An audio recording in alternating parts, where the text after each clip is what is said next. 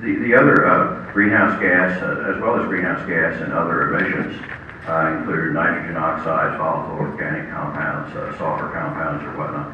Again, by choosing the dirtiest sources, coal and oil, you're going to have higher emissions than if you compare this to either the average for the grid or combined cycle natural gas.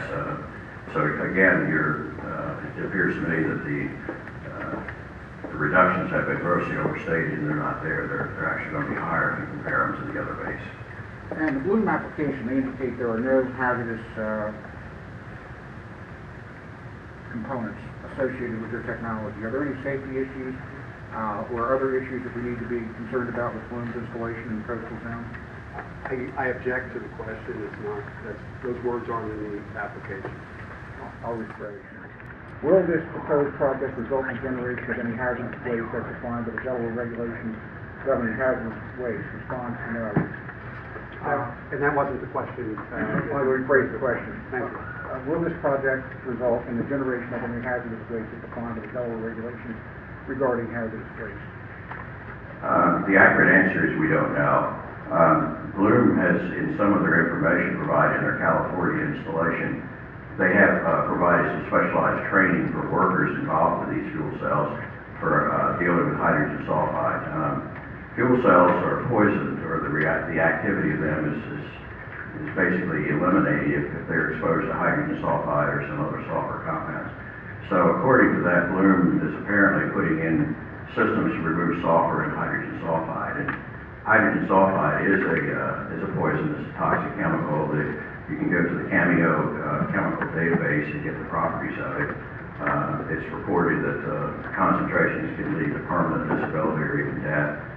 The other problem with hydrogen sulfide is the fact that it smells horrible when you first smell it. It's like rotten eggs, but it also numbs the senses of odor detection. So after you're in it a short time, you don't know you're there, and you don't have that warning to leave the area. So my concern is I don't know whether Bloom has an issue with that. I don't know how much they would have on site because it's not provided in the application, but H2S is obviously a hazardous chemical, and it is part of the process at some point in there. So it's not dealt with in how they will be removing this, how much they may have on site at any one time. The report goes on to project the scope of the work that will be done with the desired funding, and information submitted in connection with that report is relevant to these proceedings, and it speaks to question 6.22. And the question again, will this proposed project result in generation of hazardous waste as defined by the Delaware regulations governing hazardous waste? Response is no. I'm asking Mr. Timmons to comment on his findings and his review of that report.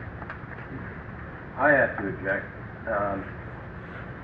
Mr. Timmons, it's a question I guess I should have asked in voir dire, and I don't know if the board will allow me to ask that question, but my objection is that Mr. Timmons may or may not be familiar with the definition of hazardous waste as defined by the Delaware regulations governing hazardous waste. If that's the case, then I don't think he can testify that anything at the Bloom facility is or is not hazardous waste. May I address that?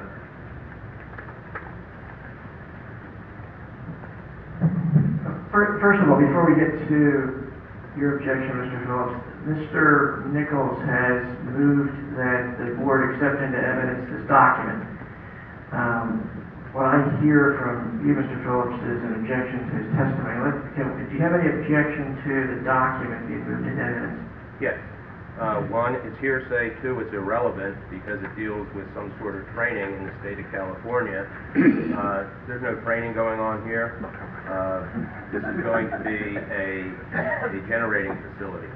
I can't see how this document necessarily applies.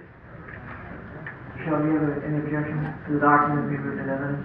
I'm aware of the document. We're going to have a witness to speak to the document. So I don't have a problem with it being admitted. I do have a problem, and I'm joining Mr. Phillips' objection with having this witness testify about it, and maybe... Let's deal with that when we get to his testimony. Mr. Nichols, do you have any further argument with respect to your offer of this document into evidence? Sure. The training that that is being proposed for the Bloom project is actually retraining.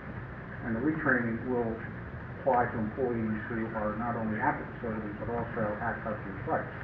Since the customer site training is part of the employment retraining proposal, it's relevant to these hearings because we will be citing, if this board chooses to uphold NREC's decision, citing solid oxide fuel cells in Delaware that will be trained by personnel from Bloom under this proposal, and this proposal explains what they're going to be retrained for.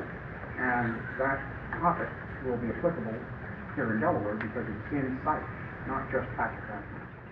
We have the objection is sustained unanimously. The objection, so the objection is It will not be entered into. will not be introduced. Are there hazardous waste within that fuel cell, based upon your understanding and review of data information? Same objection. The question is without a foundation. There's no evidence to the effect that Mr. Timmons knows what the definition of hazardous waste is under the Delaware Code, or the administrative code. Mr. Timmons, do you have an understanding of what the Delaware regulations governing hazardous waste is, based on your industry experience? Yes, as I noted, I spent a number of years at the facility in Delaware City. I was a technical manager. Besides process safety and engineering, one of my responsibilities was environmental management. I am intimately familiar with DNREC regulations. I have met with DNREC people and worked with them over the many years. I was on the technical advisory committee for developing some regulations.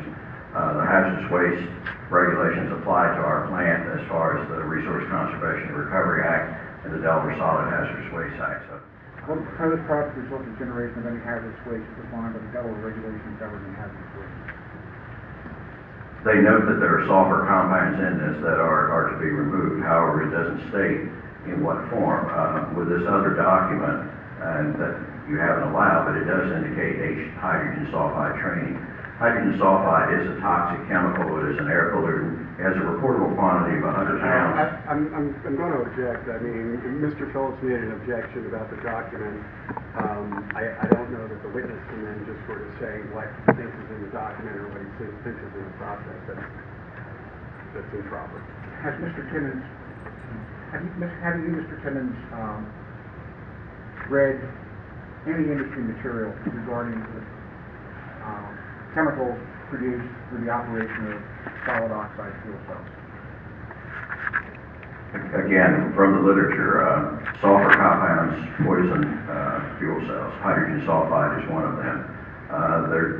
That is going to be removed. It is for any standard solid oxide fuel cell operation. It is removed.